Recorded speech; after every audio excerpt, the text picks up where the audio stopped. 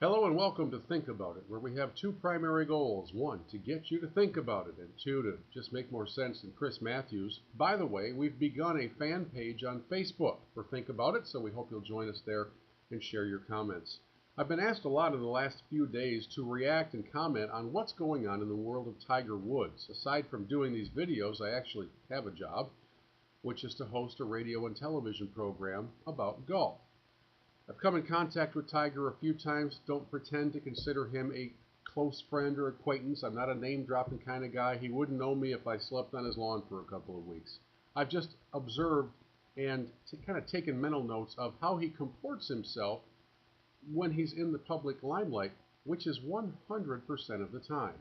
And as much as he would like all of this to go away and to allow his family some privacy to deal with some pretty hard times, sorry, it's kind of a two-way street. You made $1 billion by being popular, and so people can't just turn that switch and flip it off. But instead of tackling the question of how he should deal with all of this, I'd like to share with you my thoughts on kind of how it all took place to start with. I mean, after all, the man has everything from at least a physical, viewable standpoint. He's got all the money he could ever use and a little bit more. He's got all the stuff, all the toys. If you want to go strictly from a guy standpoint, he married a Swedish bikini model. I don't know that upgrades are really that easily found. But the one thing that Tiger doesn't have, and has never had since the passing of his father, is anybody in his life to say no. I call the condition the accumulation of adulation. Everywhere you go, people are telling you how great you are, that you can do no wrong, that nobody could come close to competing with you, that you are almost godlike. And at first that stuff kind of feels uncomfortable, I would have to guess. And then after a while you start to think, boy, whenever people tell me this, they give me things. I've got this, and I've got this, and I've got this. And yes, his status as the world's #1 golfer is not in doubt. But what happens when you start to believe the accumulation of adulation? When was the last time anybody said no to Tiger Woods? When was the last time anybody came to him and said, hey, listen, man, I don't really care that you can drain a 30-foot birdie putt under pressure. You're really bad at the following. You really need to rein in this. That doesn't happen.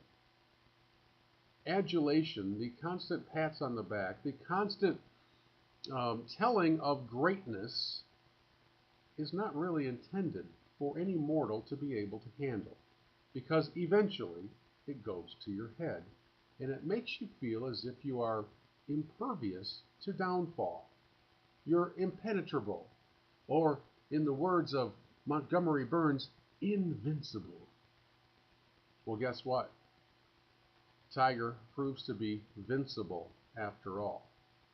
Unless you think that this edition of Think About It is going to be completely free from political tie-ins, not a chance. There's another famous person in our world who has not heard the word no in his entire career, who is constantly being deified and told that he can do no wrong. It was Tiger's downfall, and it will also be the downfall of Barack Obama. Perhaps not in the same venue. He seems to be a very, very sound family man. But the arrogance that results from the accumulation of adulation can be denied by no man. If nobody tells you no, you always think the answer is yes, even to your own detriment. That's what happened to Tiger. Next stop, Washington, D.C. Think about it.